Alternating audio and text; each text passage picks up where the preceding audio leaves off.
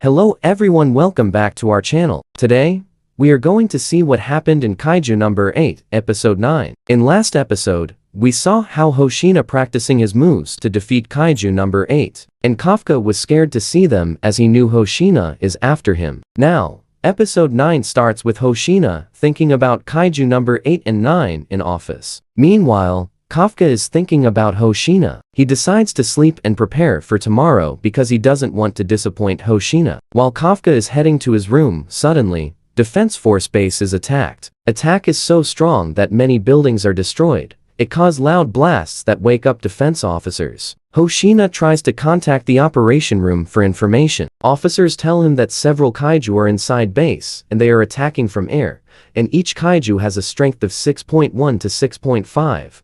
which shocks Hoshina. Next, we see kaiju flying and attacking on base. Hoshina suits up for fight and takes charge since Captain Mina is not on base. He orders all officers to get ready for battle. Defense officers prepare to fight with kaiju, however Kafka is still in shock to see base is on fire. He identifies all kaijus as wyvern type, and found it a bad news. Hoshina orders all officers to use their rifles and shoot kaijus down. As they move towards the kaijus, Kafka contacts Hoshina with some strange news. Kafka explains that wyvern-type kaijus usually appear alone, but if they're in group, it means someone is controlling them. Hoshina then notices a powerful red-colored kaiju walking toward him with other wyvern kaijus. Red kaiju asks Hoshina if he is strongest human in the base. Hoshina replies that since Captain isn't here, he is the strongest. However, Hoshina got shocked to see kaiju is talking. Then Control Room informs Hoshina that this red kaiju has a fortitude of 8.3,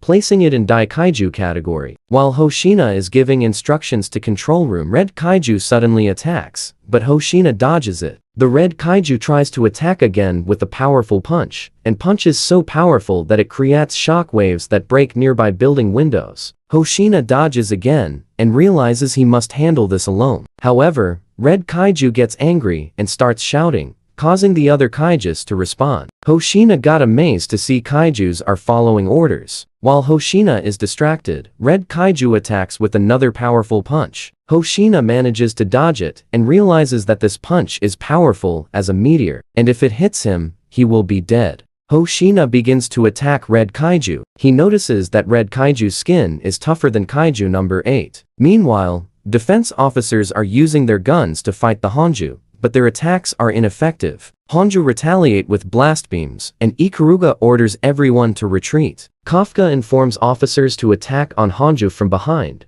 as these Honju are similar to the ones seen in previous encounters. Kafka tells Ichikawa and Iharu that Honju's front skin is very tough to protect their core, so attacking from front is useless. Their skin is thinner on back, making it vulnerable. Officers agree with Kafka's advice and start to attack in groups. One officer distracts Honju from front while another attacks from behind. Kaguraji shoots at Honju from front, and Izumo tries to attack from back, but another Honju hits Izumo with blast beam. Izumo informs Kafka that it's impossible to get behind Honju because kaijus are working together. Kafka got shocked, as he has never seen wyvern types working in group before. Then, Shinomiya runs towards the Honju and says she has another plan. She attacks the Honju from front and defeats it. With her incredible strength and a custom-made weapon, she can crack Honju's armor. This weapon was specially made for Shinomiya because Mina and Hoshina believe she is most powerful officer on base after them. Another Honju attacks Shinomiya, but she jumps and defeats kaiju with a single hit. Suddenly, another Honju attacks, but Shinomiya again defeats it with one strike. Ichikawa and Iharu are amazed by Shinomiya's power as she easily defeats Honju. Shinomiya gets ready and asks,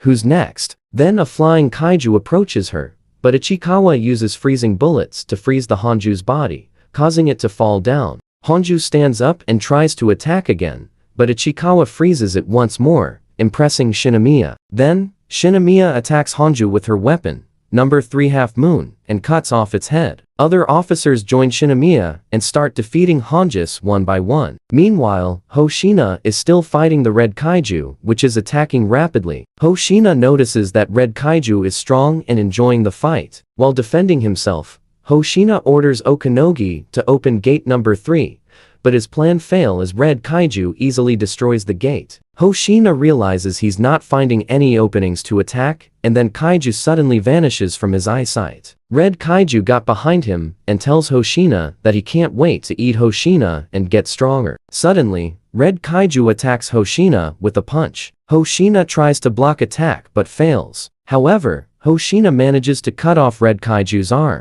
Hoshina then realized that in this training ground, he doesn't have to worry about officers getting hurt if he goes all out. He prepares for another attack and unleashes a combat power of 92%. Then scene switches to another defense officer, Akari, who is struggling against a Honju. Kafka transforms a small part of his body to help Akari and manages to save her from Honju. While Kafka and Akari are talking, Honju prepares another blast to attack them, but Shinomiya steps in and saves them. Ichikawa also joins Kafka and tells him not to take any risks now as he is a full officer. Kafka is amazed to see how Shinomiya and other officers are working together to defeat the Honjus. Then Okonagi informs everyone that Nakanoshima and Abina's units have arrived to assist in fight against Honjus. All platoons are giving their best to defeat Honjus, and they already have defeated several. Kafka and Akari head toward wounded officers to help them. Meanwhile, Hoshina faces Red Kaiju and declares they are going to win. Hoshina delivers another successful attack on Kaiju. However, Kaiju with only one hand